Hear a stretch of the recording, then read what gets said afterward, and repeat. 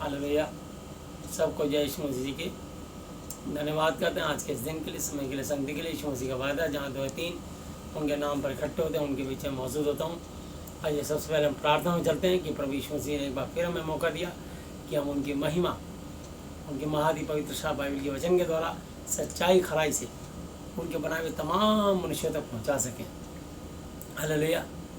आइए हम प्रार्थना में चलते हैं। प्यारे प्रभु यीशु मसीह नासरी जी, आप पवित्र पवित्र पवित्र प्रभु जी, मैं आपके पवित्र नाम से आता हूँ। धन्यवाद करता हूँ आज के इस दिन के लिए, समय के लिए, संगति के लिए। प्रभु जी, आपका वायदा जहाँ 2 या 3 आपके नाम पर इकट्ठे होते हैं उनके बीच में मौजूद होते हो। पिता पुत्र पवित्र आत्मा जी, आपको स्थान पर आमंत्रित करते हैं।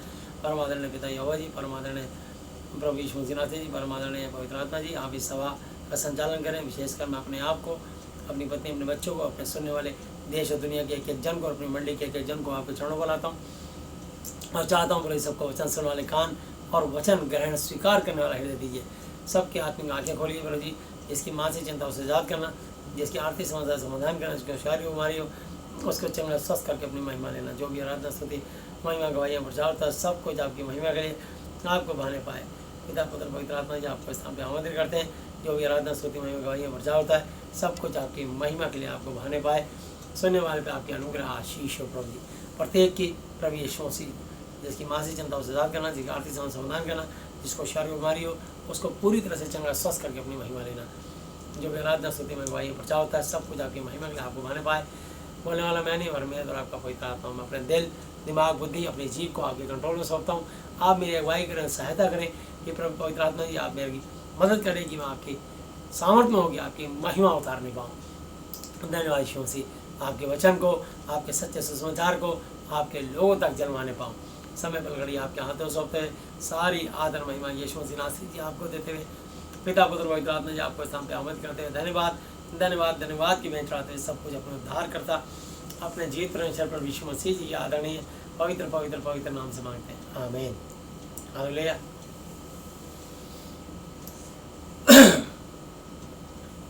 आइए हम देखेंगे और मत्ती की पुस्तक 9 अध्याय 12 और 13 है। हालेलुया। क्योंकि इंसान, जितने मनुष्य जब बहुत पाप करता है और पाप का जब घड़ा भर जाता है तो उसको लगता है कि मेरे पाप का अंत हो गया, अब मैं जी के क्या करूँगा। उसको खुद अपने पर घिन आती है और जब वो अपने जीवन को नाश हताश होकर के करना चाहता है तब प्रभु यीशु मसीह जी आकर के उसके जीवन में मिलते हैं और प्रेम से अपने बच्चों के हर दुख को दूर करके आशीष देते हैं। हालेलुया। तो मैं आपको बताना चाहता हूँ मत्ती की पुस्तक 9 अध्याय 12 और 13 है।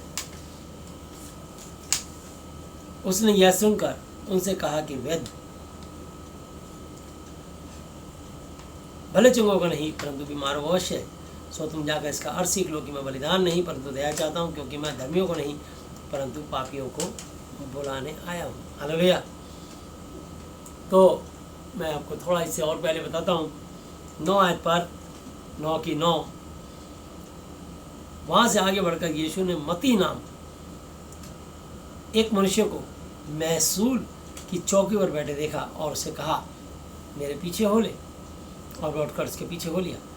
और जब वह घर में भोजन करने के लिए बैठा तो बहुतेरे महसूल लेने वाले उसके साथी और पापी आकर यीशु और उसके चेलों के साथ खाने बैठे। ये देखकर फरीसियों ने उसके चेलों से कहा, तुम्हारा गुरु महसूल लेने वालों और पापियों के साथ क्यों खाता है। हालेलुया। एक पुलिस वाले के साथ पुलिस वाले आएंगे, डॉक्टर के साथ डॉक्टर आएंगे, वकील के साथ वकील आएंगे। तो महसूल लेने वाले के पीछे सब महसूल वाले उसके साथी सारे आ गए जो चुंगी लेते थे, जबरदस्ती गाड़ी रोक के दो इधर धमका के लेते। तो इस प्रकार से उनका जीवन पाप में था। और यीशु मसीह ने उसको देखा और कहा कि तू मेरे पीछे हो ले। जैसे वो पीछे हुआ उसके और जितना ग्रुप था सब ग्रुप उसके पीछे हो लिया। सो उसने यह सुनकर क्यों उनसे कहा वैद्य, डॉक्टर भले चंगों को नहीं परंतु बीमारों को अवश्य है। जितने भी डॉक्टर वैद्य होते हैं बीमारों की सेवा के लिए होते हैं। सो तुम जाकर इसका अर्थ मतलब सीख लो कि मैं बलिदान नहीं परंतु दया चाहता हूँ, क्योंकि मैं धर्मियों को नहीं परंतु पापियों को बुलाने आया हूँ। हालेलुया। तो लोग अपना काम निकालने के लिए परमेश्वर को बलियाँ चढ़ाते हैं कि जैसे परमेश्वर कोई रिश्वतखोर घूसखोर हो, बूंदी बतासे लड्डू अखरोट नारियल सुअर बकरा बैल मुर्गा ठर्रा पौवा, इस तरीके से उनको बलियाँ चढ़ाते हैं कि शायद सोने चांदी का छतर और हीरे का हाथ, बहुत सारी ऐसी चीज़ें चढ़ाते हैं कि बस वो परमेश्वर खुश हो जाए। वो परमेश्वर नहीं है। पहली बात तो झूठ, इंसान की बनाई हुई एक कल्पना है, और कल्पना की बनाई हुई एक मट्टी पीतल मट्टी पत्थर कागज पीतल लोहा तांबा सब धातु अष्ट धातु की बनी हुई मूर्ति है, उसमें आत्मा नहीं है, निर्जीव है। तो पहली पूजा झूठ की।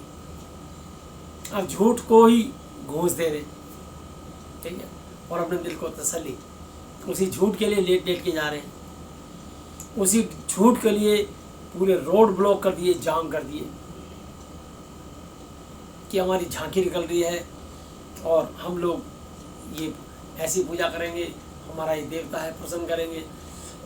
और कितने बच्चे ट्रकों के एक्सीडेंट होते हैं, ट्रक पलट जाते हैं, खाई में गिर जाते हैं, दुर्घटनाग्रस्त हो जाते हैं, कई जवान बच्चों की जान चली जाती है, फिर भी लोगों की आस्था कम नहीं होती।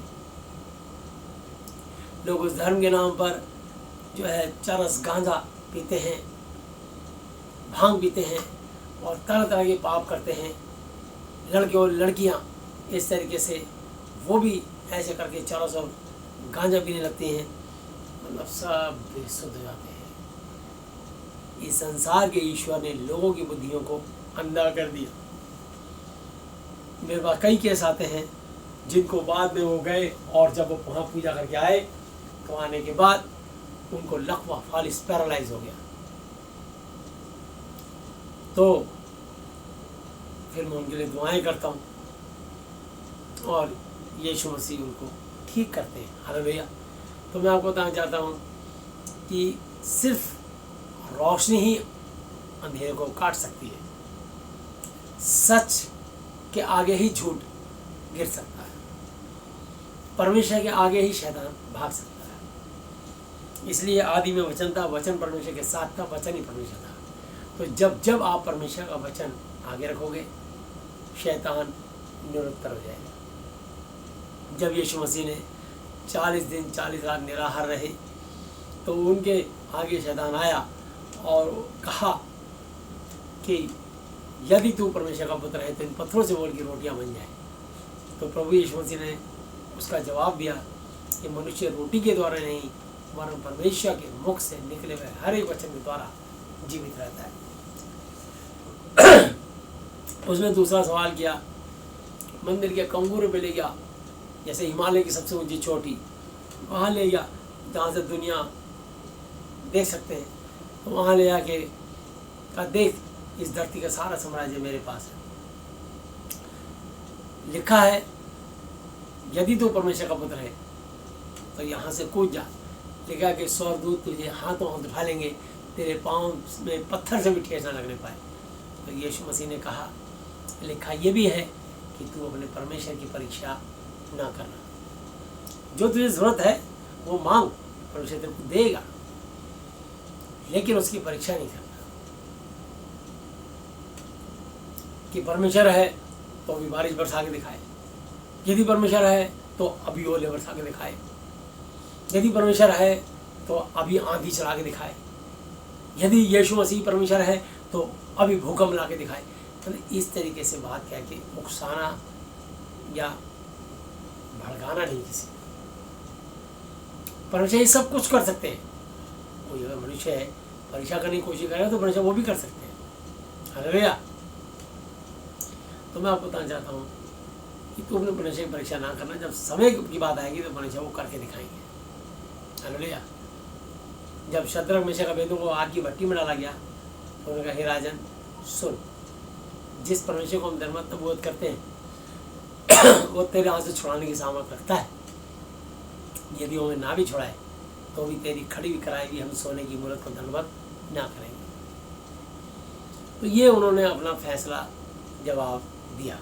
तो मैं आपको बताना चाहता हूँ कि जब हम कोई बोल्ड डिसीजन लेते हैं अपने परमेश्वर की महिमा के लिए, सच्चाई के लिए, तो परमेश्वर अपने आप को अपने बच्चों में प्रकट करते हैं और अपने उस वायदे को, जो पहला कुरिन्थियों 10:13 में लिखा है कि तुम किसी ऐसी परीक्षा, विपत्ति, मुसीबत नहीं पड़े जो मनुष्यों के सहने से बाहर है। परमेश्वर सच्चा है, वो तुम्हें सामर्थ से बाहर परीक्षा पढ़ने ना देगा, वरन परीक्षाओं के साथ साथ विकास भी करेगा कि तुम सह सको। हालेलुया।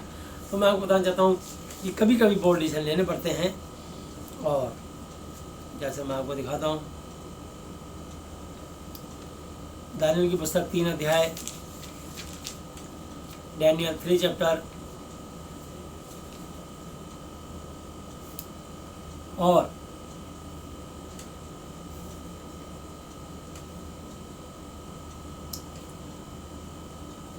उसकी मैं एक आयत से पढ़ना चाहूँगा। नबूकदनेस्सर राजा ने सोने की एक मूरत बनवाई जिसकी ऊंचाई 60 हाथ और चौड़ाई 6 हाथ की थी, और उसने उसको बाबुल के प्रांत के दूरा नाम मैदान में खड़ा कराया।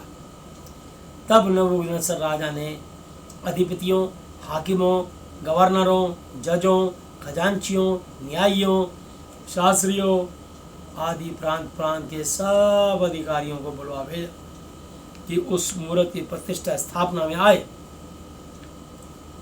जो उसने खड़ी कराई थी। तब अधिपति, हाकिम, गवर्नर, जज, खजांची, न्यायी, शास्त्री आदि प्रांत प्रांत के सब अधिकारी नबूकदनेस्सर राजा की खड़ी कराई हुई मूर्त की प्रतिष्ठा के लिए इकट्ठे हुए और उस मूर्त के सामने खड़े हुए। अब राजा की कंडीशन सुनो। तब ढिंढोरिये ने ऊंचे शब्द से पुकार कर कहा, देश देश और जाति जाति के लोगों और भिन्न भिन्न भाषा के बोलने वालों, तुम सबको यह आज्ञा सुनाई जाती है कि ढिंढोरिये ने ढम ढम ढम ढम ढम ढम ढोल पीटे और आज्ञा प्रसारित कर दी। जिस समय तुम नरसंगी, बांसुरी, वीणा, सारंगी, सितार, शहनाई आदि सब प्रकार के बाजों का शब्द सुनो, तुम उसी समय गिरकर नबूकदनेस्सर राजा की खड़ी कराई हुई सोने की मूर्त को दंडवत करो, और जो कोई गिरकर दंडवत न करेगा वह उसी घड़ी धधकते हुए भट्टे के बीच में डाल दिया जाएगा। इस कारण उस समय जो ही सब जाति के लोगों और नरसिंगी, बांसुरी, वीणा, सारंगी, सितार, शहनाई आदि सब प्रकार के बाजों का शब्द सुनाए सुन पड़ा, त्यों ही देश देश और जाति जाति के लोगों और भिन्न भिन्न भाषा के बोलने वालों ने गिरकर उस सोने की मूर्त को जो नबूकदनेस्सर राजा ने खड़ी कराई थी दंडवत नबूवत की। अब मैं आपको बताना चाहता हूँ कि क्यों किया। वो मूर्ति से नहीं डरे, राजा की आज्ञा से डरे, क्योंकि राजा ने कहा था जो इस मेरी खड़ी कराई हुई सोने की मूर्त को दंडवत नहीं करेगा उसको धधकते हुए भट्टे के बीच में डाल दिया जाएगा। तुरंत इमीडिएट राजा की आज्ञा तोड़ देगा, राजा से बड़ा कोई नहीं। तो राजा के कानून तो कानून है। हमारे लिए भी राजा के कानून हुए कि कोरोना में लॉकडाउन, और लॉकडाउन में कोई निकलेगा नहीं, और जो निकला बिना गेट पास के, बिना परमिशन के, बिना किसी काम के निकला तो उसको बहुत यातना झेलनी पड़ी। बहुत पुलिस के लाठी, डंडे, मार और उसके साथ अभद्र व्यवहार किए गए, क्योंकि सिपाही तो वही करेगा, प्यादा तो वही करेगा जो वजीर आजम का संदेश होगा। तो इस प्रकार से उन्हें करना पड़ा। सिपाही बड़ा मजबूर होता है क्योंकि वो पराधीन होता है। हालेलुया। तो क्योंकि अधिकारी पे अधिकारी, अधिकारी पे अधिकारी होता है। उसी समय कई एक कसदी पुरुष राजा के पास गए और कपट धोखे से यहूदियों की चुगली की। हालेलुया। वे नबूकदनेस्सर राजा से कहने लगे कि हे राजा, तू चिरंजीवी रहे। हे राजा, तूने तो यह आज्ञा दी कि जो मनुष्य नरसिंगे, बांसुरी, वीणा, सारंगी, सितार, शहनाई आदि सब प्रकार के बाजों को शब्द सुने और वह गिरकर उस सोने की मूर्त को दंडवत करे, और जो कोई गिरकर दंडवत न करे वह धधकते हुए भट्टे के बीच में डाल दिया जाए। देख, शद्रक मेशक और अबेदनगो नाम के कुछ यहूदी पुरुष हैं जिन्हें तूने बाबुल के प्रांत के कार्य के ऊपर नियुक्त किया है। उन पुरुषों ने, हे राजा, तेरी आज्ञा की कुछ चिंता नहीं की और तेरे देवता की उपासना नहीं करते, और जो सोने की मूर्ति तूने खड़ी कराई है उसको दंडवत नबूवत नहीं करते। राजा को उकसाया, राजा को भड़काया। अब ये प्रश्न की बात है, राजा ने जब सबके लिए आदेश जारी किया तो सबके लिए। ये 3 आदमी कौन है? हालेलुया। राजा को बड़े गुस्सा आया, मेरी आज्ञा, राजा की आज्ञा तोड़ने की हिम्मत, मेरी सजा डिक्लेयर नहीं सुनी कि मैंने बोल दिया जब आग के भट्टे में डलवा दूंगा जिंदा। राजा का गुस्सा आ गया। देखिए क्या होता है। तब नबूकदनेस्सर ने रोष, जोश और जलजलाहट में आकर आज्ञा दी कि शद्रक मेशक अबेदनगो को लाओ। तब वे पुरुष राजा के सामने हाजिर किए गए। नबूकदनेस्सर ने उनसे पूछा, हे शद्रक मेशक अबेदनगो, तुम लोग जो मेरे देवता की उपासना नहीं करते और मेरी खड़ी कराई हुई सोने की मूर्ति को दंडवत नहीं करते, तो क्या तुम जानबूझकर ऐसा करते हो? यदि तुम अभी तैयार हो तो जब नरसिंगे, बांसुरी, वीणा, सारंगी, सितार, शहनाई आदि सब प्रकार के बाजों का शब्द सुनो और उसी क्षण गिरकर मेरी बनवाई हुई मूर्ति को दंडवत करो, तो बचोगे, तो बचोगे। ये मेरा हुक्म, आदेश है। और यदि तुम दंडवत ना करो तो इसी घड़ी धधकते हुए भट्टे के बीच में डाले जाओगे। फिर ऐसा कौन देवता है, ऐसा कौन धरती पर कोई ईश्वर है? तो बहुत सारे देवी देवता, बहुत सारे ईश्वर होते हैं, लेकिन ये सब तमाम छोटे छोटे ईश्वर हैं। लाखों करोड़ों ईश्वर हैं, ना जाने मालूम कितने, 33 करोड़, 36 करोड़, 66 करोड़, ना जाने मालूम कितने करोड़। परंतु इन तमाम ईश्वरों पर एक परमेश्वर है, परम ईश्वर। परम जमा ईश्वर, परमेश्वर, जो सच्चा और अच्छे असली परमेश्वर वही है, जो सारे ईश्वर उसके आगे थर थर कांपते हैं। ये ईश्वर वो हैं जो नकली हैं, ये वो हैं जो झूठे हैं, ये वो हैं जो लोगों को डराते धमकाते हैं और ज़बरदस्ती अपनी आराधना महिमा कराते हैं और असली परमेश्वर से मिलने नहीं देते। परम आदरणीय पिता यहोवा जी से, उनके इकलौते बेटे प्रभु यीशु मसीह नासरी जी से, इस महाअति पवित्र शास्त्र वचन से। तो उस समय ये ना वचन था और उस समय जो ना ये यीशु मसीह का नाम था, यहोवा जी शासन करते थे। यीशु मसीह तो लगभग 2020 साल पहले है, उससे पहले कौन सौरमंडल को संभाल रहा था? यहोवा जी। तो यहोवा जी अपने दासों को चुनते थे और दासों से अपने वचन के द्वारा, अपनी वाणी के द्वारा बातचीत करते थे। उनको आदेश और निर्देश अपने स्वर्गदूतों के द्वारा देते थे और स्वर्गदूत मिलने आते थे। जब वो स्वर्गदूत आते थे तो लोग कहते थे यहोवा मिलने आए। हालेलुया। यहोवा तो इतने पावरफुल कि वो आ जाए तो उन्हें कोई देख नहीं सकता, उनके बनाए हुए सूरज को नहीं देख सकता, भस्म हो जाएगा, आंखें चौंधिया जाती हैं। वो तो बहुत तेजस्वी है, वो अगम्य ज्योति में रहते हैं। पहला तिमुथी 6:16 में लिखा है, परमेश्वर अगम्य ज्योति में रहता है, अमरता केवल, कभी ना मरने वाला केवल उसी की है, और वह अगम्य ज्योति में रहता है। उसे ना तो किसी मनुष्य ने देखा और ना कभी देख सकता है। उसी की प्रतिष्ठा राजा युवानी रहेगा। आमीन। तो वो अमर परमेश्वर है, अल्फा ओमेगा, आदि अंत, प्रथम और अंतिम है, असंभव को संभव करने वाला बन जाए। तो यहाँ पर यहोवा जी के शासनकाल में ये चमत्कार यहोवा जी ने अपनी महिमा के लिए दिखाया। तो जो भी कोई यहोवा जी और उनके बेटे यीशु मसीह, मत्ती 28:18 में लिखा है कि स्वर्ग और पृथ्वी का सारा अधिकार यीशु मसीह जी को, मुझे दिया गया है। हालेलुया।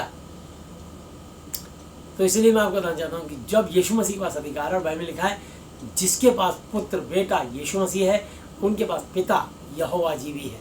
जिनके पास पुत्र बेटा यीशु मसीह जी नहीं है उनके पास पिता यहोवा जी भी नहीं है। तो ये, और जिसके पास पुत्र है तो ये वचन से बात करता है, ये पवित्र आत्मा है, होली स्पिरिट, होली बाइबल, ये परमेश्वर का गॉस्पेल है, सुसमाचार है, शुभ संदेश है। परमेश्वर का प्रेम संदेश, परमेश्वर का लव लेटर अपने बच्चों के नाम, जो स्वर्ग से उतरा। हालेलुया। ये किताब ऊपर से नहीं उतरी, ये किताब आसमानी बुक नहीं है, आसमान से नहीं उतरी, ये सीधा स्वर्ग से उतरी है। ये स्वर्ग से वचन उतरे हैं, यीशु मसीह जी का नाम स्वर्ग से उतरा है। हालेलुया। और यीशु मसीह का आत्मा भी स्वर्ग से, बिना किसी स्त्री पुरुष के मिलन के, मरियम के द्वारा पैदा हुआ।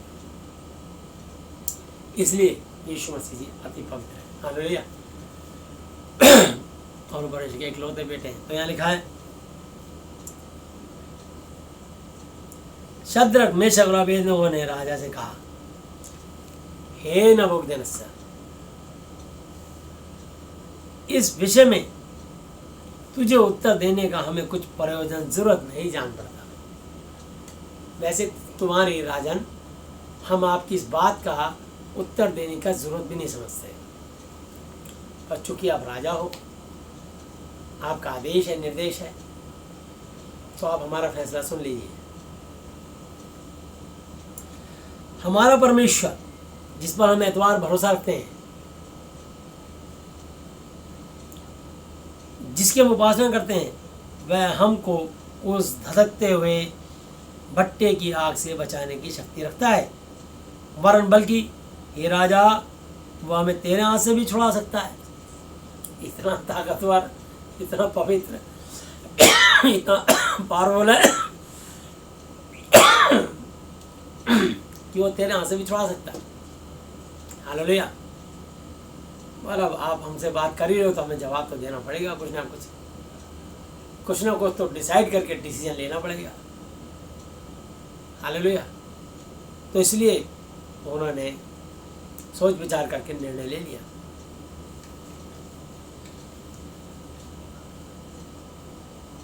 परंतु यदि नहीं, तो ये राजा, तुझे मालूम हो कि हम लोग तेरे देवता की उपासना नहीं करेंगे। ये हमारा पहला फैसला, ये हमारा पहला जवाब।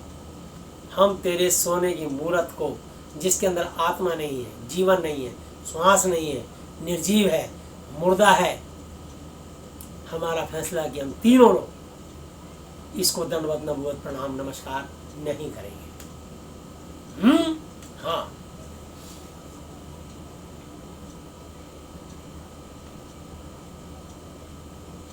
और ना तेरी खड़ी कराई हुई सोने की मूर्त को दंडवत नबूवत प्रणाम साष्टांग दंडवत करेंगे। ये हमारा अटल फैसला है। अच्छा, तब नबूकदनेस्सर झुंझला उठा और उसके चेहरे का रंग शद्रक मेशक और अबेदनगो की ओर बदल गया। मुझे पलट के जवाब देते हो, मेरी आज्ञा तोड़ने की हिमाकत करते हो।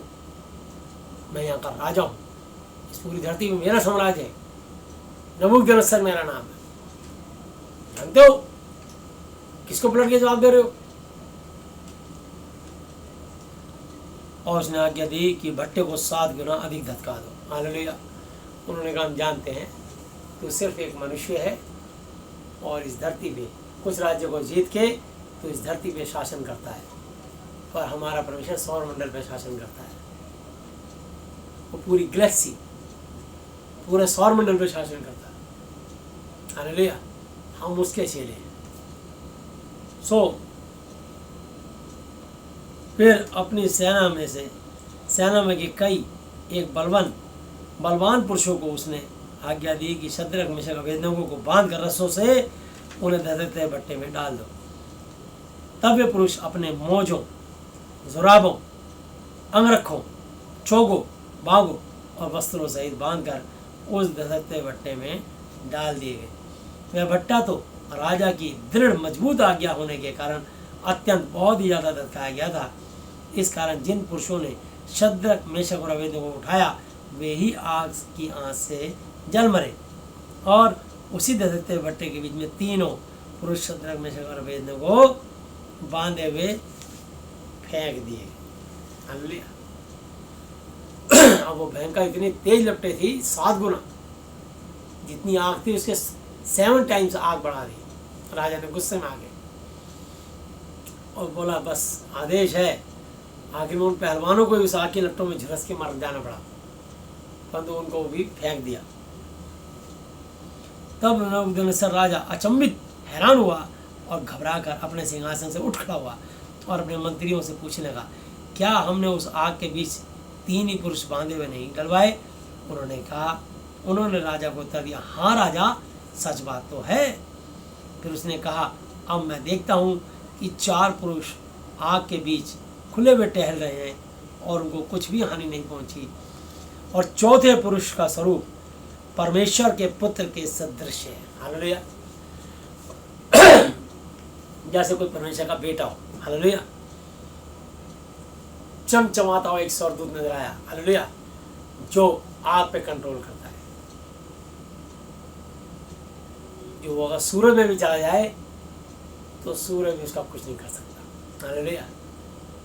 उस धरती की सारी आग जो है, उस आग में उसके उसी का अधिकार है। ऐसे धरती के 4 कोनों पे 4 स्वर्गदूत खड़े हैं जो इस पृथ्वी पर सबको ऑक्सीजन हवा देते हैं। ये जो हवा चलती है पूर्व से पश्चिम से, है ना, पूर्व से हवा चल रही है, पूर्वा चल रही है, पछवा चल रही है, उत्तर की हवा है, दक्षिण की हवा है, ये सब चारों दिशाओं से ऑक्सीजन सांस आती है। हालेलुया। ये परमेश्वर ने इस धरती पे 4 स्वर्गदूत छोड़ रखे हैं जो हमको ऑक्सीजन देते हैं। हालेलुया। तो ये लोग सोच रहे हैं कि पेड़ पौधे में ऑक्सीजन देते हैं। पेड़ पौधों को भी जीवन वो परमेश्वर देता है। तो इनको जीवन हमारे कार्बन डाइऑक्साइड से नहीं, इनको जीवन पानी से मिलता है। इनको जीवन परमेश्वर ने जो सूर्य बनाया है उसकी ऊष्मा से मिलता है। समझे ना। पौधों को धूप लगनी जरूरी होती है, हवा लगनी जरूरी होती है। तो उन्हें हवा मिलेगी, पानी मिलना जरूर होता है, खाद मिलनी जरूरी होती है। ऐसी हमको सांस मिलनी जरूरी है, तभी हमारी आत्मा जो है ऊपर नीचे हम ऐसे सांस जो है खींचते हैं फिर छोड़ते हैं। तो ये सब परमेश्वर हमारे को ऑक्सीजन देते हैं। वो मुट्ठी खोलते हैं तो हमें ऑक्सीजन मिलती है। वो मुट्ठी बंद कर लें तो सारी धरती के जीव जंतु जानवर पशु पक्षी सब ढेर हो जाएंगे। और सबकी दशा एक सी है। जानवरों के अंदर और पंछियों के अंदर प्राण होते हैं, वो भी ऊपर को सांस और नीचे को छोड़ते हैं, हम भी ऊपर को सांस और नीचे को छोड़ते हैं। मरने के बाद वो भी मट्टी के ढेले की तरह मट्टी में मिल जाते हैं और हम भी मट्टी के ढेले की तरह मट्टी में मिल जाते हैं। तो इसलिए मैं बता रहा हूँ कि हम मट्टी में से वायु चीज़ों को खाते हैं और वो मट्टी के कीड़े मकोड़े खाते हैं, और जब वो मर जाते हैं तो मट्टी के कीड़े मकोड़े ही उन पंछियों को, उन जानवरों को खाते हैं। और जब हम भी मर जाते हैं हमारी राख को, हड्डियों को ही जमीन के कीड़े खा जाते हैं। तो सब एक दूसरे को पूरा का ये परमेश्वर का सिस्टम है जो उन्होंने बनाया है, चक्र। हालेलुया।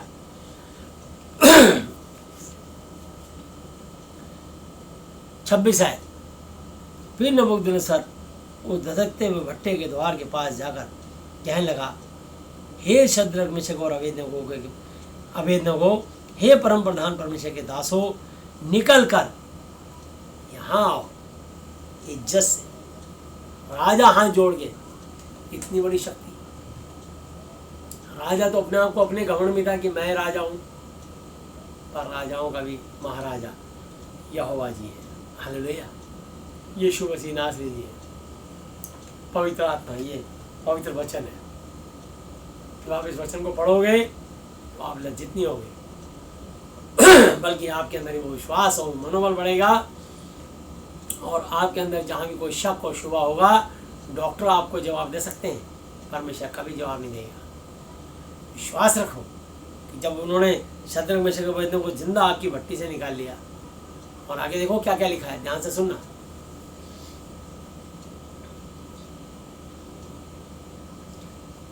फिर नबूकदनेस्सर 26 आयत वो दगते भट्टे के पास आकर कहने लगा, हे शद्रक मेशक अबेदनगो, परम प्रधान परमेश्वर के दासों, निकल कर यहाँ आओ। यह सुनकर शद्रक मेशक अबेदनगो आग के बीच से निकल आए। जब अधिपति, हाकिम, गवर्नर और राजा के मंत्रियों ने जो इकट्ठे हुए थे उन पुरुषों की ओर देखा, तब उनकी देह में आग का कुछ भी प्रभाव नहीं पाया, और उनके सिर का एक बाल भी ना झुलसा, ना उनके जुराब मोजे कुछ बिगड़े, और ना उनमें जलने की कुछ गंध पाई गई। नबूकदनेस्सर कहने लगा, ध्यान से सुना इस 28 आयत को, नबूकदनेस्सर राजा कहने लगा, धन्य है शद्रक मेशक और अबेदनगो का परमेश्वर यहोवा, हालेलुया, जिसने अपना दूत भेजकर अपने इन दासों को इसलिए बचाया क्योंकि इन्होंने राजा की आज्ञा न मानकर उसी पर भरोसा एतबार रखा और यह सोचकर अपना शरीर भी अर्पण समर्पित किया कि हम अपने परमेश्वर को छोड़ किसी और देवता की उपासना या दंडवत नहीं करेंगे। यही खास बात है। यीशु मसीह को मानने वाले कभी भी किसी मूर्ति के आगे दंडवत नहीं कर सकते। जिसने अगर एक बार बाइबल ठीक से अध्ययन की होगी उसको समझ आ जाएगा कि जिस कलाकार ने ये यीशु मसीह या मरियम की फोटो बना दी है, ये क्रॉस पीतल का बना दिया है, ये इंसान का बनाया हुआ है, ये कलाकार ने बनाया है। जिस दिन ये ज्ञान मिल गया, अगर वो बाइबल ठीक से अध्ययन करेंगे तो यह आज्ञा है। और बाइबल ये भी आज्ञा है गलातियों 3 की 10 आयतें, सो जितने लोग व्यवस्था के कामों पर भरोसा रखते हैं वे सब श्राप के अधीन है। इमीडिएट बजाय यीशु को मानने के बाद उनके ऊपर श्राप आ रहता है और श्राप आ जाता है और रहता है जब तक वो अपने जीवन से झूठ, यीशु, मरियम और क्रॉस का निशान नहीं हटाएंगे। तो वो दूसरे के लिए ठोकर का कारण है। आप दूसरे को कैसे कह सकते हो कभी तुम्हारे देवी देवता की तस्वीर मिट्टी की मूर्त है या सोने की है, चांदी की है, पीतल की है, इसमें आत्मा नहीं है। अगर उनके नहीं है तो तुम्हारे भी नहीं। आप किसी और समुदाय के लोगों को कैसे चैलेंज कर सकते हो? अगर आप किसी को उपदेश देते हो सिगरेट मत पीना तो पहले आपको छोड़नी पड़ेगी। अगर आप उपदेश देते हो शराब मत पीना तो पहले आपको छोड़नी पड़ेगी। अगर आप किसी को कहते हो आइडल वर्शिप, मूर्ति पूजा मत करना तो पहले आपको छोड़नी पड़ेगी। और फिर भी नहीं छोड़ना चाहते तो देख लो आप बाइबल को मानते हो, बाइबल की नहीं मानते। मैंने बाइबल नहीं छापी। यूहन्ना 1:18, परमेश्वर को किसी ने कभी नहीं देखा, इकलौता पुत्र जो पिता यहोवा जी की गोद में उसने उसको प्रकट उजागर किया। दूसरी बात, दूसरे कोरिन्थी 5 की 16-17 आयतें। सो अब से, ये बात अभी से लागू हो गई, सो अब से हम किसी को शरीर के अनुसार, चित्र के अनुसार, फोटो के अनुसार ना समझेंगे। यद्यपि चूंकि अब से पहले हमने यीशु मसीह को भी शरीर के अनुसार, चित्र के अनुसार, फिजिकल रूप से जाना था, माना था, तो भी अब से इस वचन को पढ़ते ही ऐसा नहीं जानेंगे। यदि कोई यीशु मसीह में है तो नई सृष्टि है, पुरानी बातें बीत गई, देखो सब नहीं हो गई। तो ना जानेंगे ना मानेंगे, साफ लिखा है। और यही बात पहला तीमुथियुस 6 की 14-15-16 आयत लिखा है, जब तक मैं ना हूं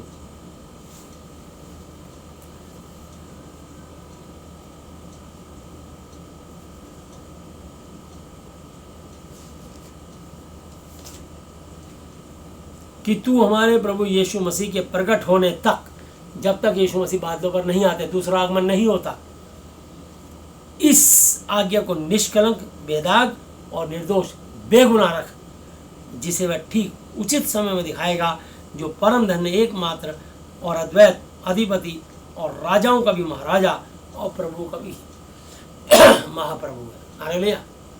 जैसे हिंद महासागर, प्रशांत महासागर, महामहिम राष्ट्रपति महोदय, समझे ना, तो महामहिम उपराज्यपाल महोदय, तो जो भी कोई जब बड़ा होता है उसके खास सिर्फ 2-3 लोगों के आगे महामहिम लगता है। समुद्र के आगे समुद्र लगेगा, लेकिन महासागर के आगे, क्योंकि वो सबसे बड़े विशाल, इस पूरी धरती पे 2 बड़े, हिंद महासागर, प्रशांत महासागर। हालेलुया। तो मैं बताना चाहता हूँ वो प्रभु का भी महाप्रभु है और अमरता कभी ना मरने वाला केवल उसी की है, और वह अगम में सूरज से भी तेज रोशनी में रहता है और ना उसे किसी मनुष्य ने देखा और ना कभी देख सकता है। उसी की प्रतिष्ठा और राजा युगानी में रहेगा। आमीन। तो वचन सच्चा ठहरे, सारी दुनिया झूठी ठहरे, इसलिए वचन सच्चा है। वचन कभी झूठ नहीं बोलता, झूठ बोल ही नहीं सकता। हालेलुया।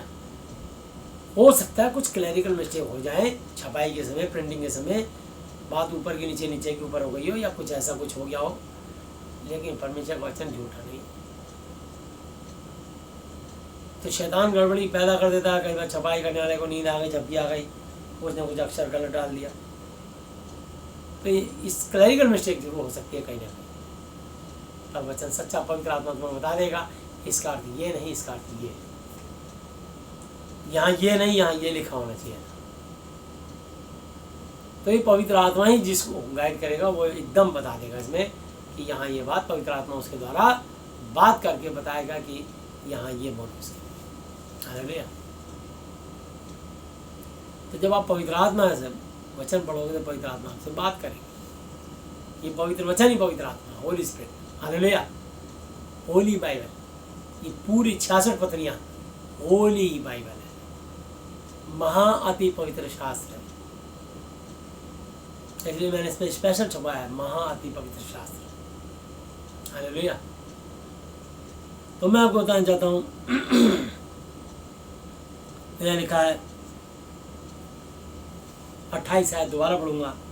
नबूकदनेस्सर कहने लगा कि शद्रक मेशक अबेदनगो परमेश्वर जिसने अपना दूध भेजकर अपने दासों को इसलिए बचाया क्योंकि इन्होंने राजा की आज्ञा ना मानकर उसी पर भरोसा, एतबार, विश्वास रखा और यह सोचकर अपना शरीर भी समर्पण किया कि हम अपने परमेश्वर को छोड़ किसी और देवता की या उपासना, दंडवत, नबूवत नहीं करेंगे। इसलिए अब मैं यह आज्ञा देता हूँ, राजा कह रहा है, कि देश देश और जाति जाति के लोगों और भिन्न भिन्न भाषा बोलने वालों में जो कोई शद्रक मेशक और अबेदनगो के परमेश्वर यहोवा की कुछ निंदा आलोचना करेगा वह टुकड़े टुकड़े किया जाएगा और उसका घर धूरा तहस नहस बनाया जाएगा, क्योंकि ऐसा कोई देवी या देवता नहीं है जो इस रीति से बचा सके। तब राजा ने बाबुल के प्रांत में शद्रक मेशक अबेदनगो का पद और ऊंचा किया, प्रमोशन किया, प्रमोट किया।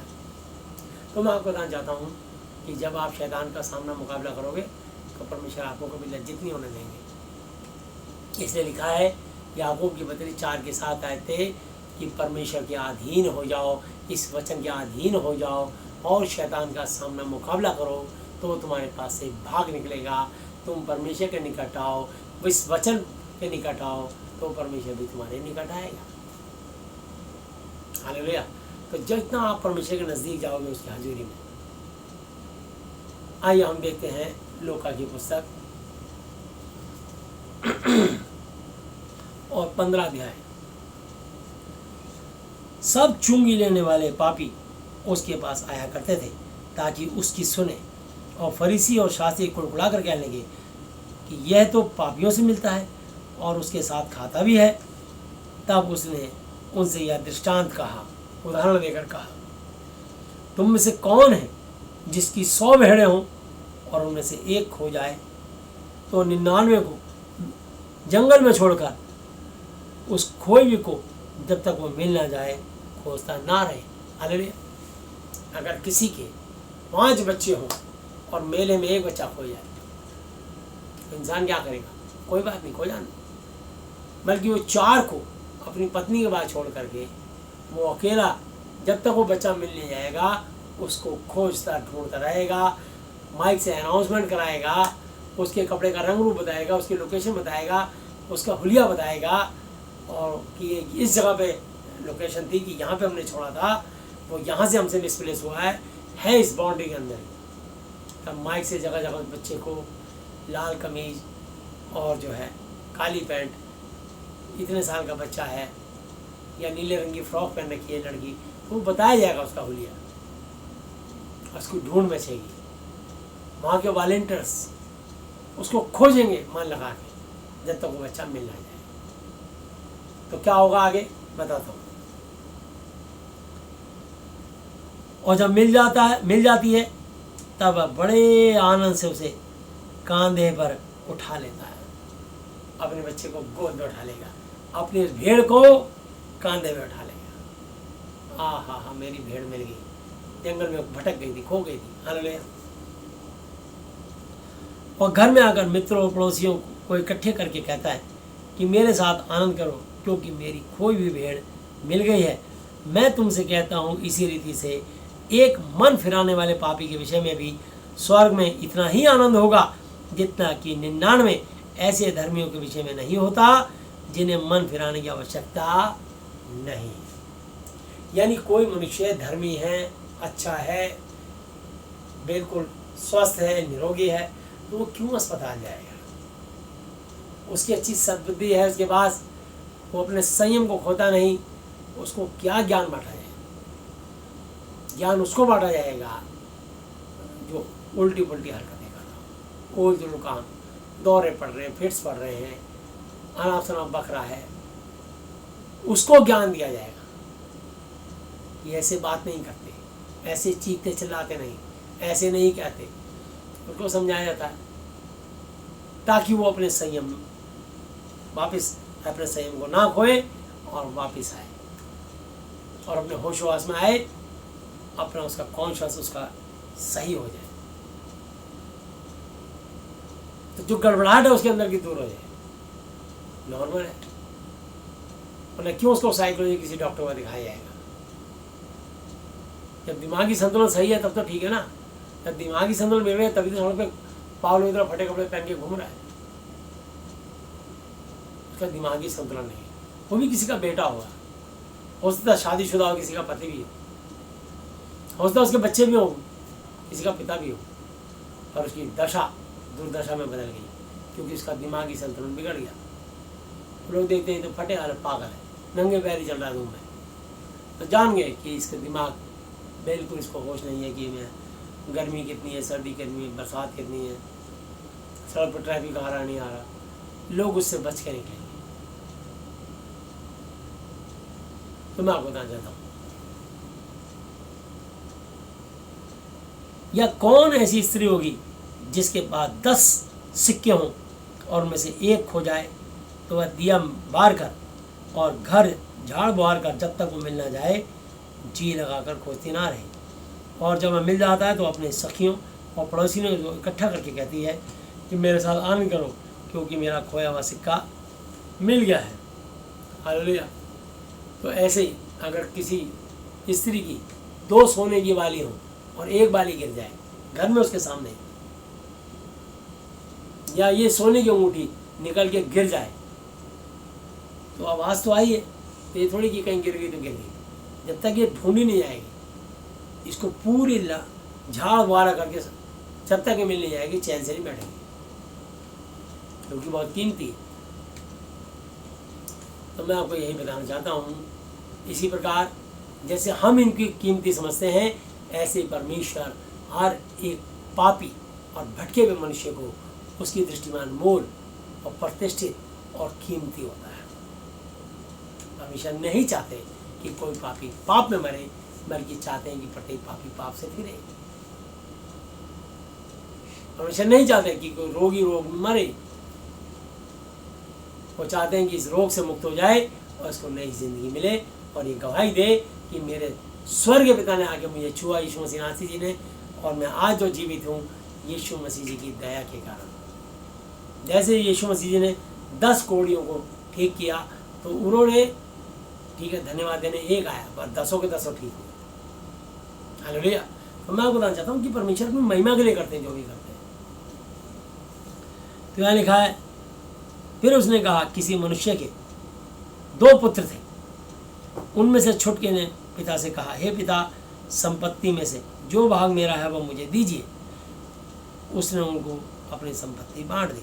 हालेलुया।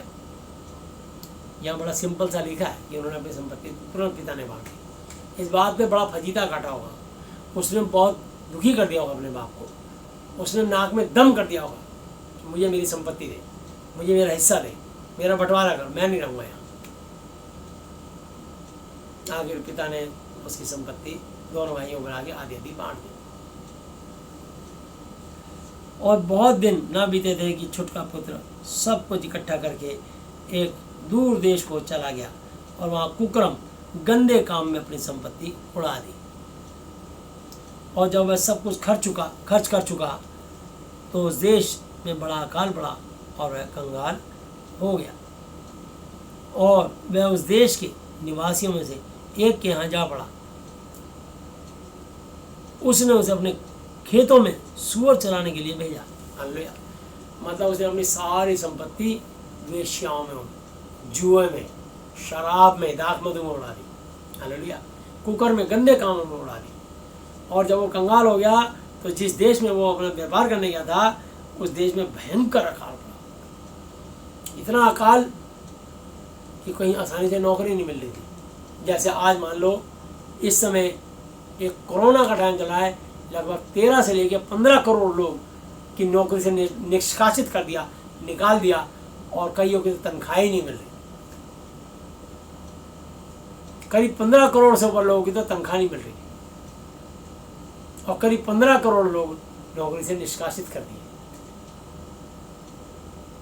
रिजाइन लेटर लेंगे, हम कहाँ से बढ़ा के तनख्वाह देंगे? ऐसे ही भयंकर हाल पड़ा उस देश में। अब उसको नौकरी नहीं मिली। नौकरी कहाँ मिली? एक आदमी ने उसको नौकरी दी कि मेरे जाके सूअरों को चरा। तनख्वाह क्या मिलेगी? जो सूअर फलियां खाएंगे वही फलियां तू खाएगा। बस यही है, तेरे को सिर्फ जिंदा रहने के लिए, पेट भरने के लिए जो सूअर फलियां खाएंगे वो तू खाएगा। ये तेरी तनख्वाह है, काम करना तो बता। अब तूने सोचा मैं जिंदा रहूंगा तब तो आगे कुछ सोचूंगा। इंसान की अकल कब आती है? जब सब कुछ उड़ जाता है। सब कुछ गवा के होश में आए तो क्या है? तो कुछ लोग अपने सब कुछ गवा के होश में आते हैं। उनको बहुत समझाया, बताया, समझाया जाता है, चिताया जाता है, नहीं समझते, क्योंकि इंसान की आदत है। बच्चों को जितना मना करो, बेटा उधर मत जाना। क्यों? बेटा वहाँ गटर का ढक्कन खुला हुआ है। अच्छा, वो जाके जरूर देखेगा, मैं देखता हूँ कैसा है। जब वो देख रहा होता, पीछे से कोई धक्का मार दे तो गटर में गिर गया। उसको ये तो पता नहीं ना कि कोई मुझे धक्का मार देगा, या पीछे से गाड़ी के ब्रेक फेल हो गए, दूसरे टक्कर लगी तो नाले में गिर गया, हाथ पैर टूट गए। आते घर में उसकी माँ झट मारेगी, खून बह रहा होगा, 3-4 चांटे पड़ेंगे। मैंने मना किया था उधर में जाना, क्यों गया? फिर उसको पीट करके फिर उसके जल्दी से जख्म साफ करेगी, पट्टी मलहम पट्टी बांधेगी, पर गुस्सा आएगा कि मेरी आज्ञा क्यों नहीं मानी। तो जब बच्चा आज्ञा नहीं मानता तो माता पिता को क्रोध आता है, और माता पिता उसको डांटते हैं या मारते हैं। तो ये छड़ी चलाने से क्या जाने मालूम उसका जीवन पलट जाए और वो शैतान के फंदे से छूट जाए। इसलिए ये डांट फटकार और छड़ी मारी जाती है। फिर भी माँ बाप भी उसे मल्लम पट्टी बांधेंगे, अपने बच्चों का इलाज करेंगे, और जो भी उसके लिए उचित होगा उसके लिए कार्रवाई की जाएगी। अब हमारा तो ये बहुत ऐसा जमाना कि कहीं सेप्टिक ना फैल जाए, टीटी का इंजेक्शन लगा देंगे, टेटनस का। तो यहाँ अब की बात कर रहा हूँ मैं, उस जमाने की बात नहीं कर रहा। उस समय तो जो औषधि लेप लगाते थे वो होता था।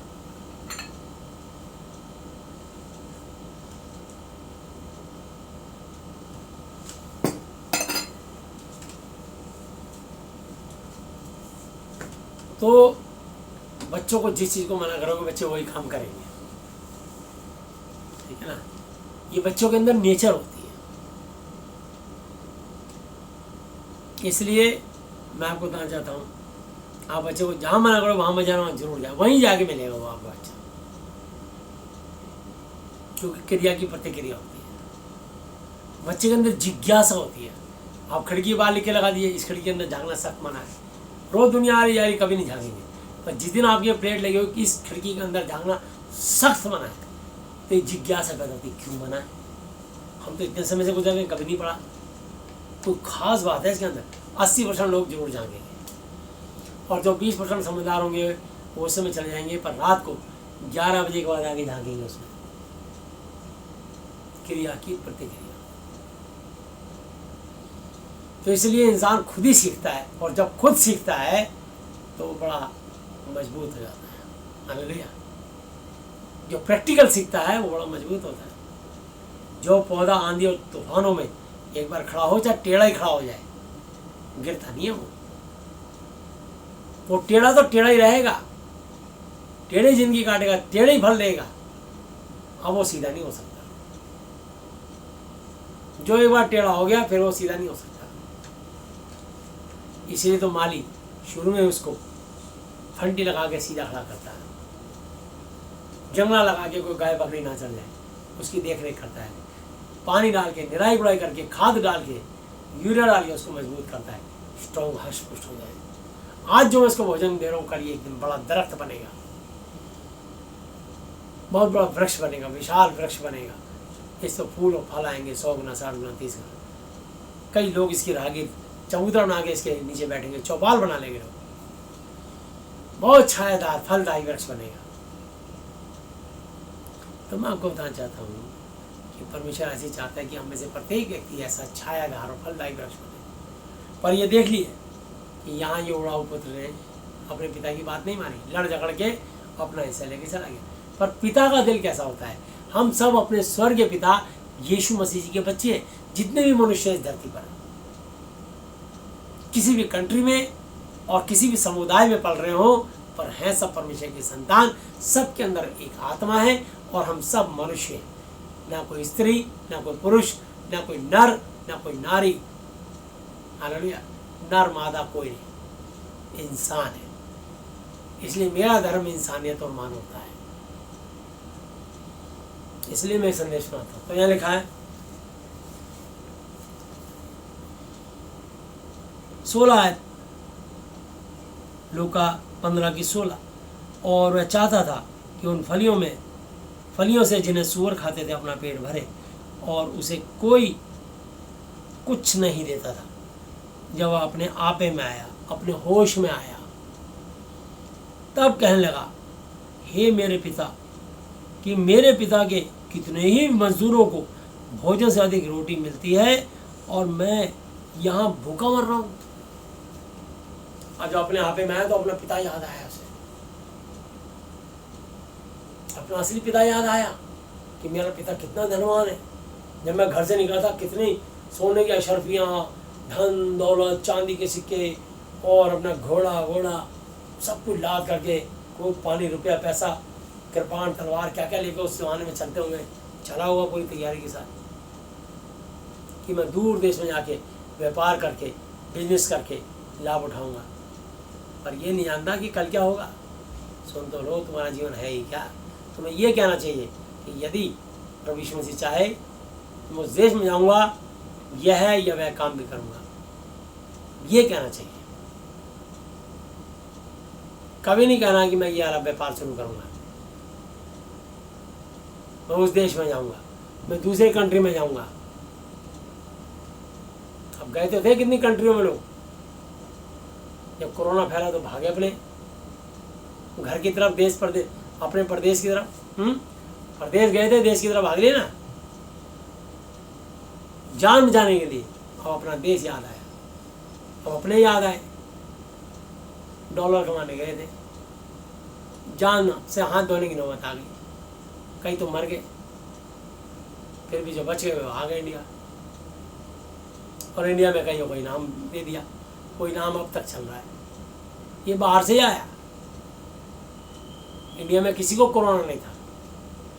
जितने अपने बाहर प्रदेश गए थे, प्रदेश से अपने देश में आए, ये सब हवाई मार्ग से बाहर जो आए, ये बाहर से ही अपने साथ बीमारी लगा के लाए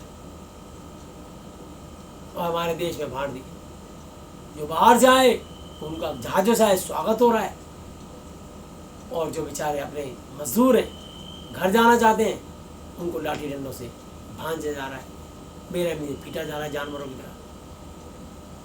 परमेश्वर सबका न्याय करेगा, ये गलत है। वो अपने घर जाना चाहते हैं, तो ये हमारे बड़े अधिकारियों का फर्ज है कि उनको सुरक्षित घर पहुंचाना चाहिए, और उनके साथ कोई मारपीट या बदसलूकी नहीं होनी चाहिए। जो हुई है, न्याय के दिन इस बात का लेखा देना पड़ेगा। जिन्होंने ऐसा जुल्म किया है, क्या इंसानियत, मानवता बिल्कुल मर गई। आज इतनी भुखमरी और इतनी सब फैल गई कि देश हमारा कितना आर्थिक व्यवस्था से तंगी से गुजर रहा है।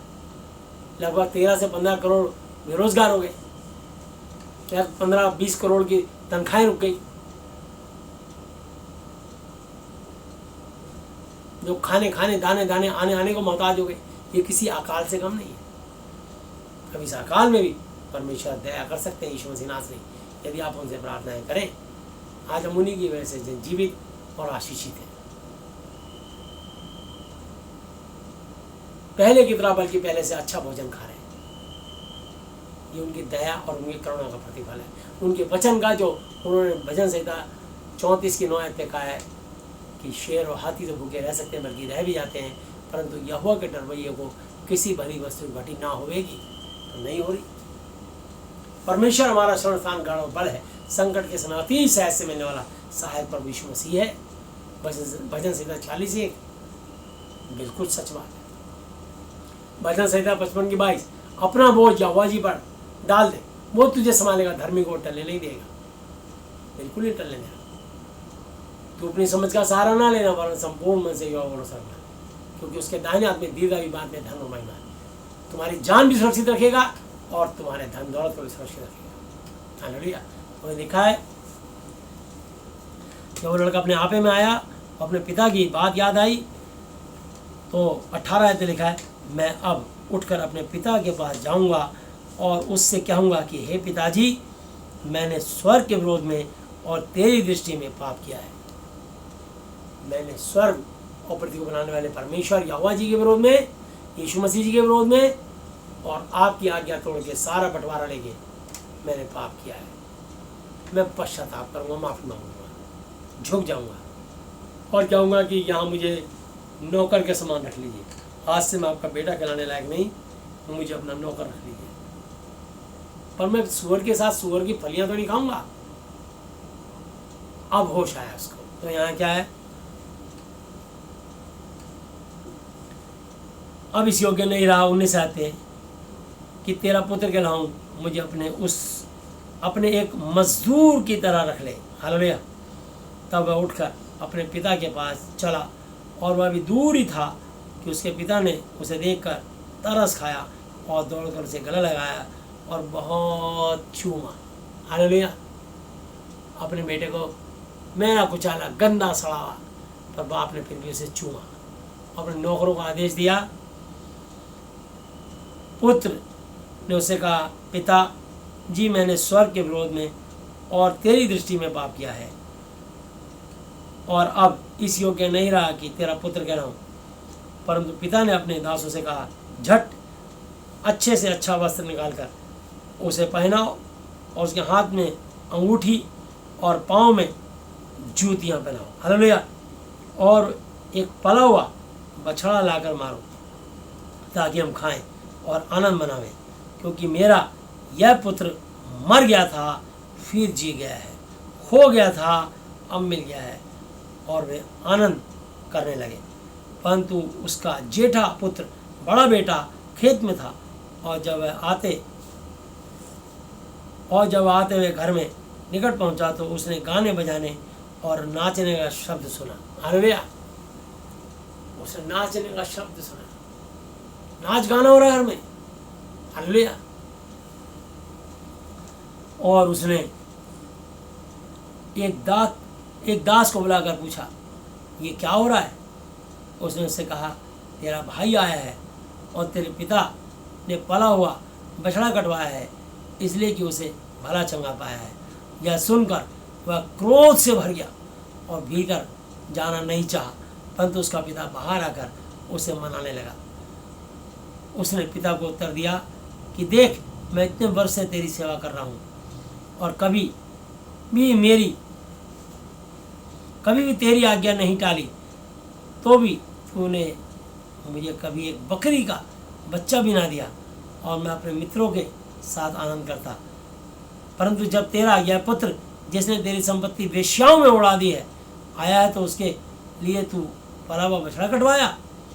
उसने उससे कहा, पुत्र, तू सर्वदा मेरे साथ है और जो कुछ मेरा है वो सब तेरा ही है, परंतु अब आनंद करना और मगन होना चाहिए, क्योंकि यह तेरा भाई मर गया था, फिर जी गया है, खो गया था, अब मिल गया है। हालेलुया।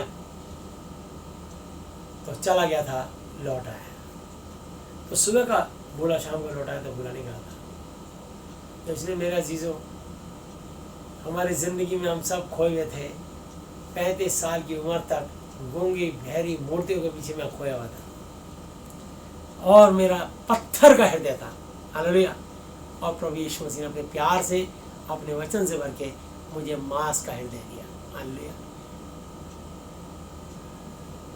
हालेलुया। मेरा प्रभु मेरा सहारा, और यीशु तेरे सिवा कौन है मेरा। मेरा प्रभु मेरा सहारा, यीशु तेरे सिवा कौन है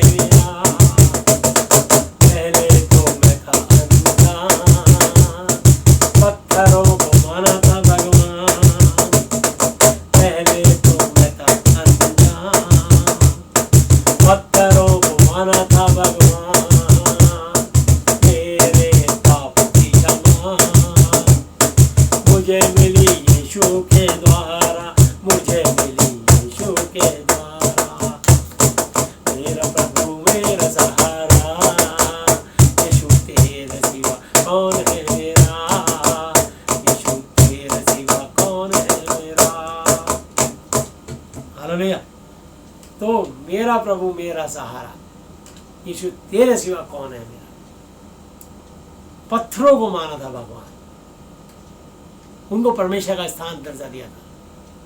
पर जब मेरी आंखें इस महाति पवित्र शास्त्र ने खोली कि किसी भी मूर्ति में आत्मा नहीं होती, निर्जीव है, चाहे हमारी फोटो क्यों ना हो, तो उनसे बात नहीं कर, चाहे हमारे पूर्वजों की, माँ बाप की फोटो क्यों ना हो। तो इसलिए हम मुर्दों की पूजा ना करें, पीर के दरगाहों में जाए, कंकाल को दफना कर 50-60 साल पहले मुर्दों की पूजा ना करें, उनको धनवत ना करें, वरना तुम्हारे जीवन में दुष्ट आत्माएं गंदी बदरूहें घुस जाएंगी और तुमको मरे हुए लोगों की पूजा करें, असली परमेश्वर को ढूंढने की कोशिश भी नहीं करते और एक झूठे ईश्वर को परमेश्वर का स्थान देते। लाखों ईश्वर लाखों प्रभु, करोड़ों ईश्वर करोड़ों प्रभु हैं, गिनती नहीं पता, 33 करोड़ 36 करोड़ या 66 करोड़, अपने आप बताओ कितने करोड़ है। 1 रुपये का एक लड्डू भी अगर खिलाओगे तो 33 करोड़ के लड्डू किसी भी बड़े से बड़े रईस में ताकत नहीं है कि खिला सके। जिसका हिस्सा नहीं दोगे वही तुम्हारा गला दबा लेगा। पर यीशु मसीह एक ही परमेश्वर है, जैसा कि सबका मानना है। बाइबल में लिखा है यूहन्ना 14 की आयत है कि मार्ग और सत्य और जीवन मैं ही हूँ। यीशु ने उससे कहा कि मार्ग और सत्य और जीवन मैं ही हूँ, बिना मेरे द्वारा कोई पिता परमेश्वर यहोवा जी तक नहीं पहुँच सकता, और किसी दूसरे के द्वारा उद्धार मोक्ष मुक्ति नहीं, क्योंकि स्वर्ग के नीचे मनुष्य जाति में यीशु मसीह जी के अलावा और कोई दूसरा नाम ही नहीं दिया गया जिसके द्वारा उद्धार मोक्ष पा सके। Only for single name Jesus Christ. Hallelujah. तो यीशु मसीह ने आए तो यहाँ धरती पे सबके लिए काम किया। हालेलुया। जिन कोड़ियों को कोई नहीं ठीक कर सकता था, यीशु मसीह ने उनको अद्भुत रीति से ठीक किया। हालेलुया। और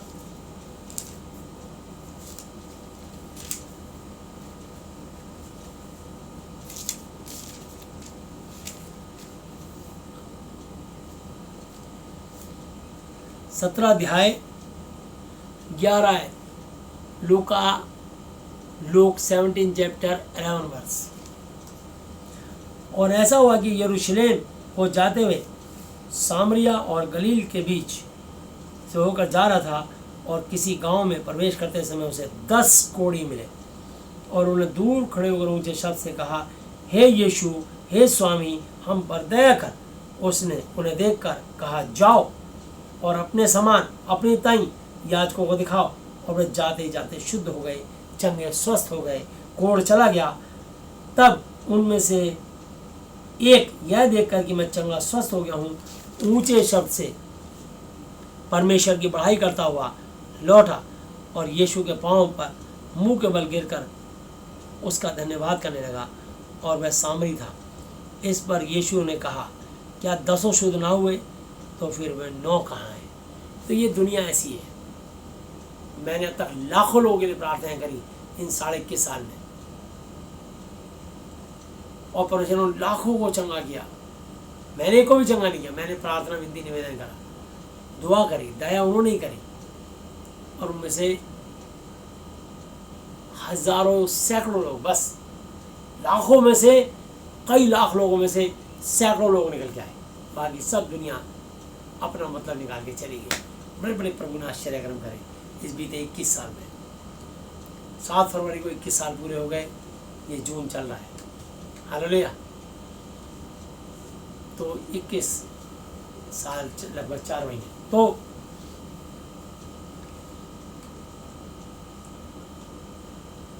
क्या परदेसी को छोड़कर कोई ना निकला जो परमेश्वर की बढ़ाई करता? तब उसने उससे कहा, उठकर चला जाते रहे, विश्वास ने तो चंगा किया है। जब फरीसियों ने उससे पूछा कि परमेश्वर का राज्य कब आएगा, तो उसने उनको उत्तर दिया कि परमेश्वर का राज्य है प्रगट क्लियर रूप से नहीं आता, और लोग ये ना कहेंगे कि देखो यहाँ है या वहाँ है, क्योंकि देखो परमेश्वर का राज्य तुम्हारे बीच में। तो परमेश्वर के लोग जो इस बाइबल को लेके खड़े हैं वो सब परमेश्वर के लोग हैं। हालेलुया। इसलिए मैं आपको बताना चाहता हूँ, याकूब की पत्री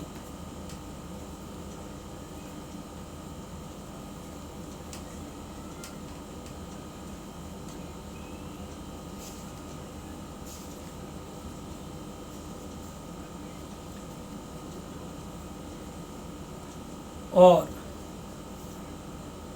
4 अध्याय और उसकी 13 आयत। तुम जो ये कहते हो कि आज या कल हम किसी और नगर में जाकर वहाँ 1 वर्ष 1 साल बिताएंगे और व्यापार बिजनेस करके लाभ उठाएंगे और ये नहीं जानते कि कल क्या होगा। सुन तो लो, तुम्हारा जीवन है ही क्या। तुम तो मानो भाव के समान हो जो थोड़ी देर दिखाई देती है फिर लोग गायब हो जाती है। इसके विपरीत तुम्हें यह कहना चाहिए कि यदि प्रभु यीशु मसीह चाहे तो हम जीवित जिंदा रहेंगे और यह या वह काम भी करेंगे। पर अब तुम अपनी डींग पर घमंड करते हो। ऐसा सब घमंड बुरा होता है। इसलिए जो कोई भलाई करना जानता है और वह नहीं करता उसके लिए यह पाप है। तो सबसे बड़ी भलाई है कि धन्य वे जो मेल कराने वाले हैं वो परमेश्वर के पुत्र कहलाए जाएंगे। तो प्रभु के सुसमाचार से मेल मिलाप कराइए। धन्य वे जिनके मन शुद्ध है वो परमेश्वर को देखें। हालेलुया। तो हमेशा यही कहना चाहिए कि यदि यदि यदि यदि परमेश्वर जी चाहे तो हम ये या वो काम करेंगे। हालेलुया। तो प्रभु यीशु मसीह जी अब तक के अपने जीवन वचन में पढ़े चले जाने पर हम में से प्रत्येक को बताए ऐसा आशीष दें। आमीन।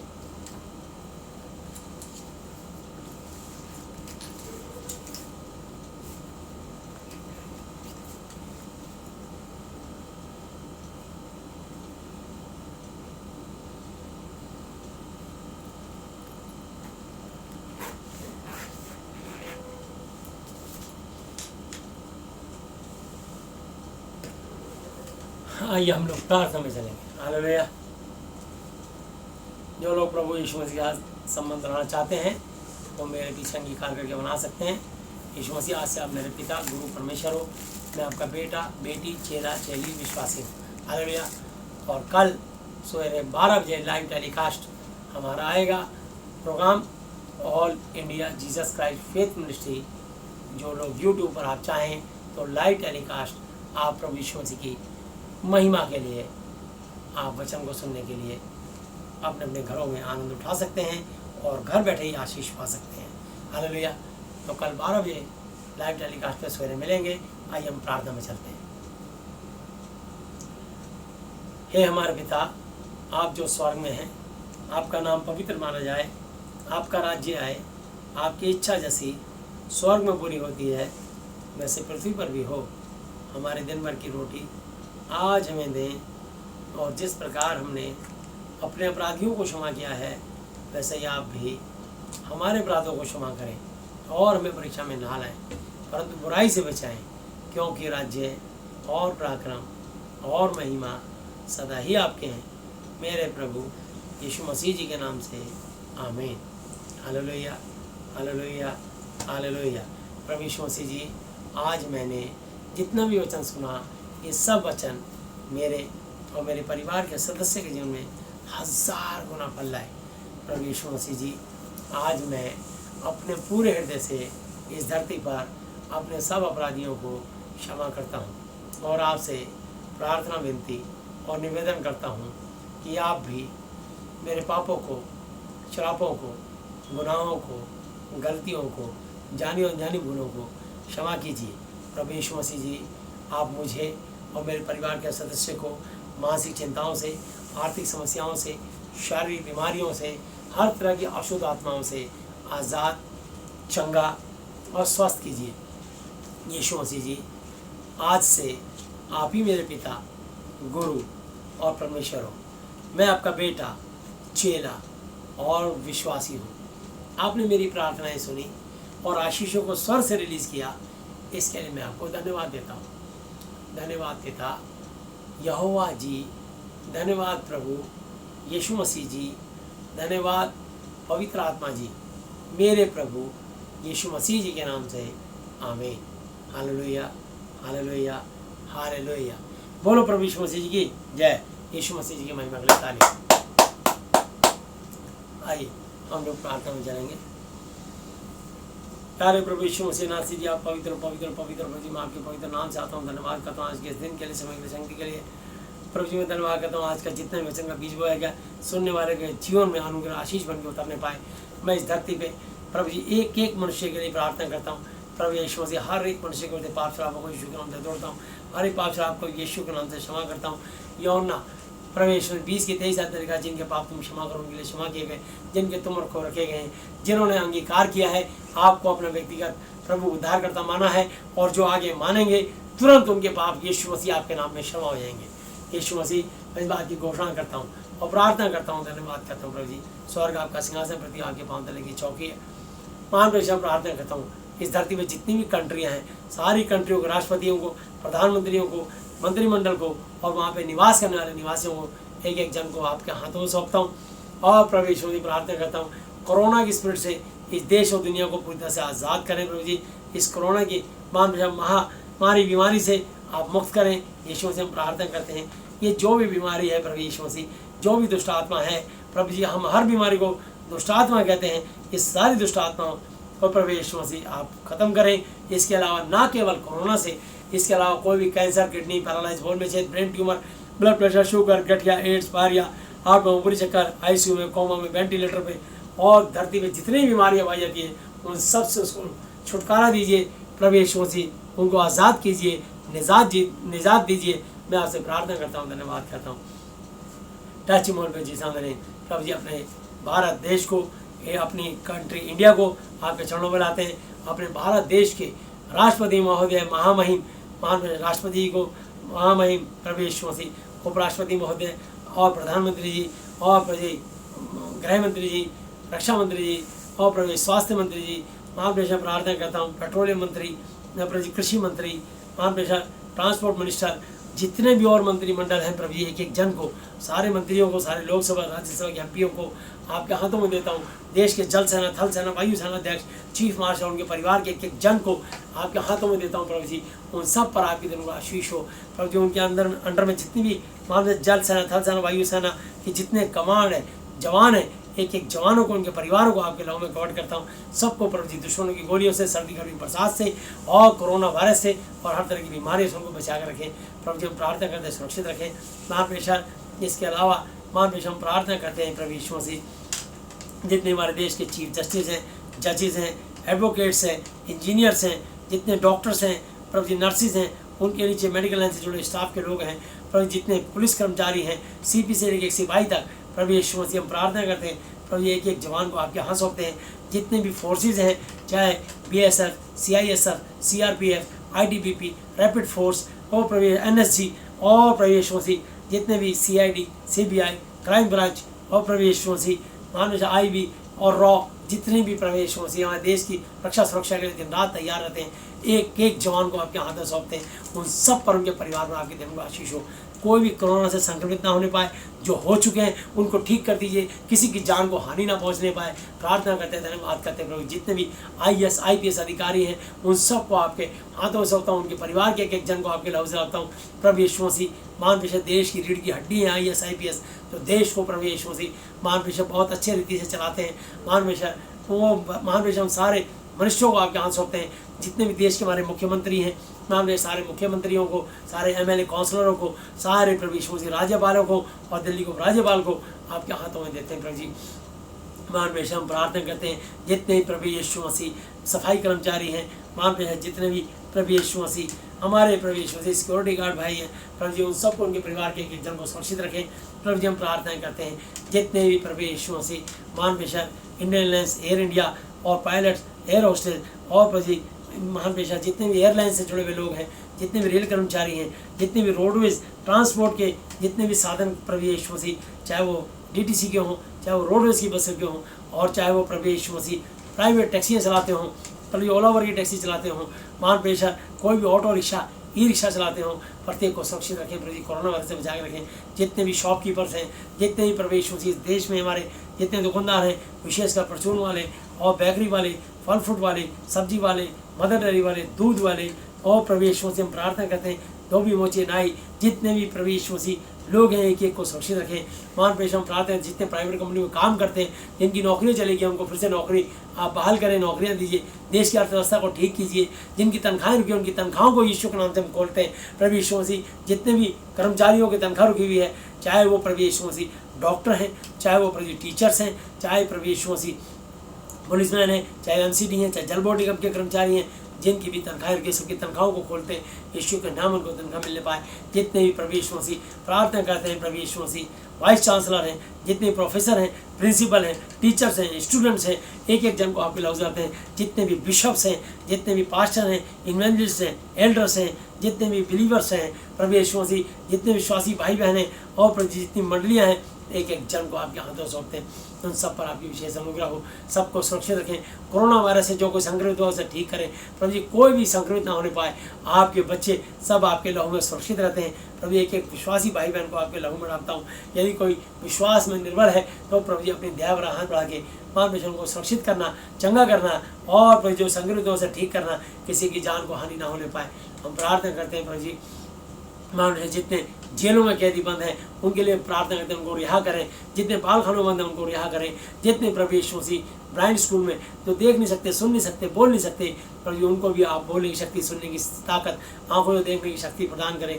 मान पेशर प्रार्थना करते हैं जितने प्रभु जी हॉस्पिटल में इस समय जच्चे बच्चे वार्ड में बहनों की डिलीवरियाँ हो रही हैं, जच्चे बच्चे सुरक्षित रहें प्रभु जी, नॉर्मल डिलीवरी हो और किसी की ऑपरेशन से हो तो जच्चा बच्चा दोनों सुरक्षित रहें। जिनकी बार बार एबॉर्शन होते हैं, गर्भपात होते हैं, कभी ना होने पाए, गर्भपात कराने वाली आत्मा तुझे खंडन करता हूँ, यीशु के नाम से तोड़ता हूँ, यीशु के नाम से बांधता हूँ, यीशु के नाम से बंद को खोलता हूँ। किसी के पति में कमी तो उसके बीज को रिलीज यीशु के नाम से करता हूँ। प्रभु यीशु से हम प्रार्थना करते हैं, प्रभु यीशु से आप आशीष दीजिए।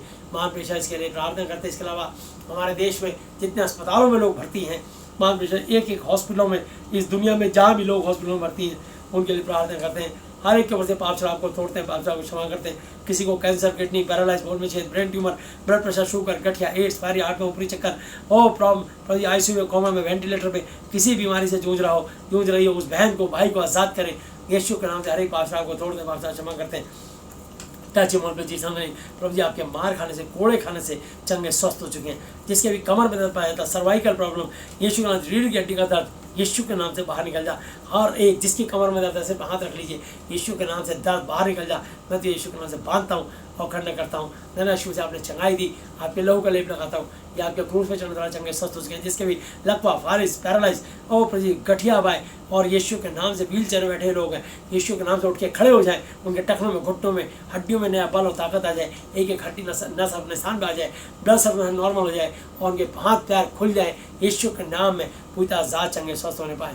धन्यवाद यीशु मसीह, ये आपके पसले बाहर खाने वाले चंगे स्वस्थ हो चुके हैं। जिसके भी पेट, छाती, प्राइवेट पार्ट में जो भी तकलीफ आई जाती थी यीशु के नाम से बाहर निकल जा। यीशु के नाम से किसी को कैंसर, यीशु के नाम से किडनी की प्रॉब्लम, लीवर की प्रॉब्लम, यीशु के नाम से हम प्रार्थना करते हैं। पथरी और बवासीर, खूनी बवासीर, शुगर, ब्लड शुगर, प्रभु यीशु से प्रार्थना करते हैं। जॉइंट डिस्पीलिया, यीशु के नाम से किसी भी तरह की बीमारी, रसौली, यीशु के नाम से बाहर निकल जाते हैं। अधिकार को तोड़ते हैं, खंडन करते हैं। पेट से रिलेटेड हर एक बीमारी यीशु के नाम में खत्म होने पाए। धन्यवाद यीशु मसीह, आपने बंद को खोल के आशीष दी, इसके लिए हम धन्यवाद करते हैं प्रभु जी। वहाँ पे चाहिए आपके सर पे कांटों को ताज करने द्वारा चंगे स्वस्थ हो सके। जिसके भी गले, आँख, नाक, कान, मुंह, दांत, सर में जो भी तकलीफ दर्द हेडी पाई जाती थी आप उसे निकाल रहे हो। धन्यवाद यीशु मसीह, जो आज आप विश्वास कर रहे हैं उनको इसी घड़ी छूकर चंगाई दे। धन्यवाद यीशु मसीह, गले से ऊपर जिसको परेशानी थी यीशु के नाम से बाहर निकल जा। हाथ बीमारी, हर एक अशुद्ध, हर एक टेंशन, डिप्रेशन, हर एक कर्जे की आत्मा यीशु के नाम से खंडन करते तोड़ते हैं। हर एक कर्जे से मुक्त करते हैं यीशु के नाम में। हम इनके फाइनेंस को, इनके रुपये पैसे खोलते हैं यीशु के नाम में। जिससे मुकदमे चलते हैं, मुकदमे को खारिज करते हैं यीशु के नाम से। प्रभु जी सारे मुकदमे खत्म होने पाए हम प्रार्थना करते हैं। प्रभु जी आपकी दया में आशीष हो। Thank you Jesus. प्रभु यीशु मसीह आपसे विनती करते हैं और धन्यवाद करते हैं। सारी बातों में आपके नाम को महिमा देते हैं और धन्यवाद करते हैं। मैं एक एक की मानसिक, आर्थिक और शारीरिक चंगाई को यीशु मसीह के नाम से खोलता हूँ और धन्यवाद करता हूँ। आज का वचन प्रत्येक के जीवन में हजारों गुना फल लेके आने पाए। धन्यवाद यीशु मसीह नासरी, आपने कार्य किया, इसके लिए हम धन्यवाद करते हैं। सारी बातों में आपके नाम को महिमा देते हुए प्रत्येक की मानसिक, आर्थिक, शारीरिक चंगाई को यीशु मसीह नासरी जी के नाम से खोलते हुए धन्यवाद धन्यवाद धन्यवाद की भेंट चढ़ाते हुए ये सब कुछ अपने उद्धार करता अपने जीवित परमेश्वर प्रभु यीशु मसीह जी के आदरणीय पवित्र पवित्र पवित्र नाम से मांगते हैं, आमीन।